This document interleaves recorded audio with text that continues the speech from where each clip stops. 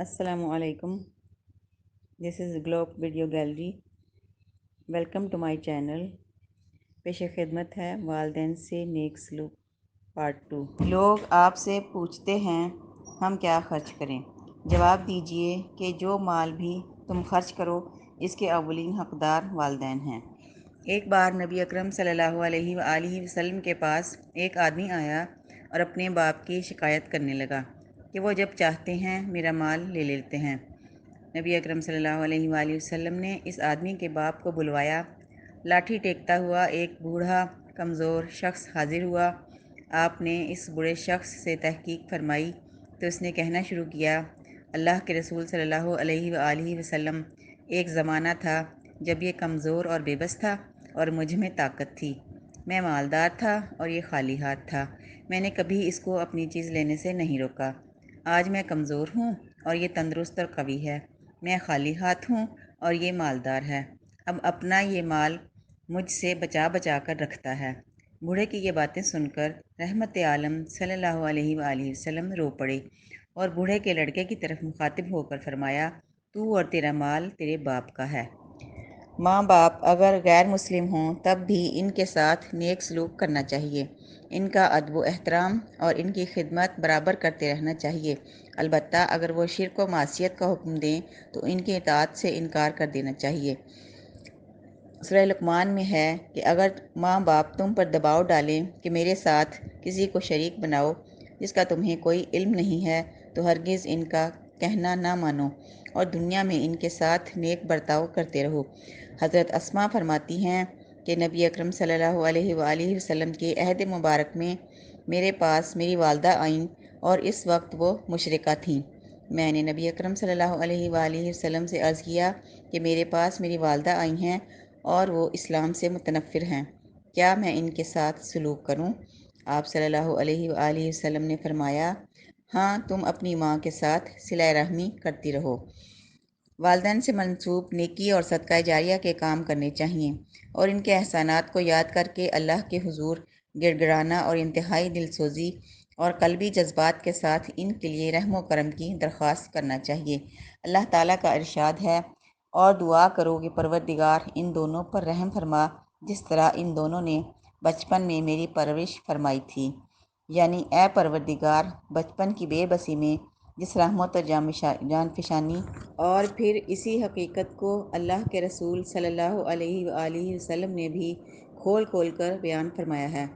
حضرت ابو ہریرہ فرماتے ہیں، ایک شخص نبی اکرم صلی اللہ علیہ وآلہ وسلم کی خدمت میں آیا اور پوچھا، اے اللہ کے رسول صلی اللہ علیہ وآلہ وسلم، میرے نیک سلوک کا سب سے زیادہ مستحق کون ہے؟ آپ صلی اللہ علیہ وآلہ وسلم نے فرمایا، تیری ماں. اس نے پوچھا، پھر کون ہے؟ آپ نے فرمایا، تیری ماں. اس نے پھر پوچھا، کون ہے؟ ارشاد فرمایا، تیری ماں. اس نے کہا، پھر کون؟ تو آپ نے فرمایا، تیرا باپ. حضرت جہمہ نبی اکرم صلی اللہ علیہ وآلہ وسلم کی خدمت میں حاضر ہوئے اور کہا، یا رسول اللہ صلی اللہ علیہ وآلہ وسلم ہے، میرا ارادہ ہے کہ میں آپ کے ہمراہ جہاد میں شرکت کروں اور اسی لیے آیا ہوں کہ آپ سے اس معاملے میں مشورہ لوں. فرمائیے کیا حکم ہے؟ نبی اکرم صلی اللہ علیہ وآلہ وسلم نے ان سے پوچھا، تمہاری والدہ زندہ ہیں؟ جہمہ نے کہا، جی ہاں، زندہ ہیں. نبی اکرم صلی اللہ علیہ وآلہ وسلم نے ارشاد فرمایا، تو پھر جاؤ اور انہی کی خدمت میں لگے رہو کیونکہ جنت انہی کے قدموں میں ہے.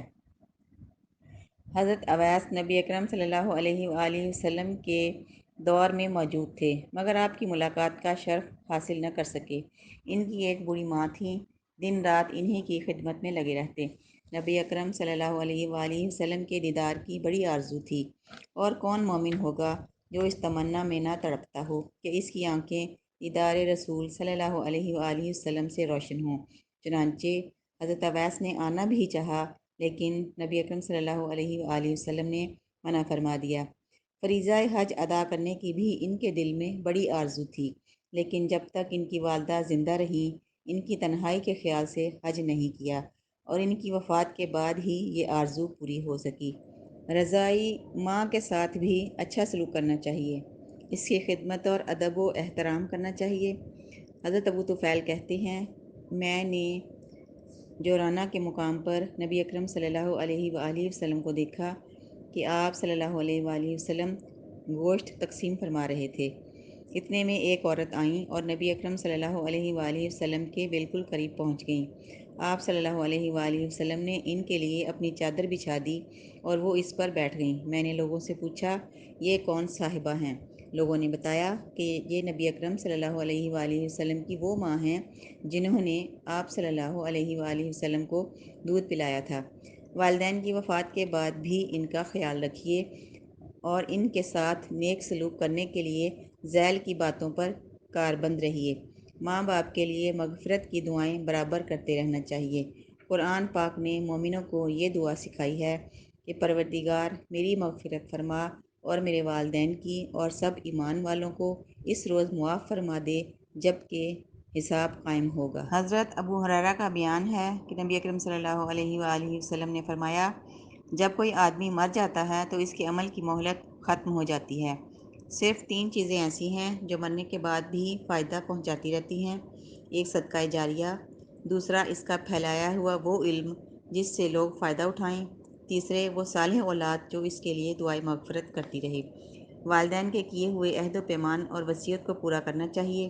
ماں باپ نے اپنی زندگی میں بہت سے لوگوں سے کچھ وعدے کیے ہوں گے، اپنے اللہ سے کچھ عہد کیا ہوگا، کوئی نظر مانی ہوگی، کسی کو کچھ مال دینے کا وعدہ کیا ہوگا، ان کے ذمے کسی کا قرضہ رہ گیا ہوگا اور ادا کرنے کا موقع نہ پا سکے ہوں گے، مرتے وقت کچھ وصیتیں کی ہوں گی۔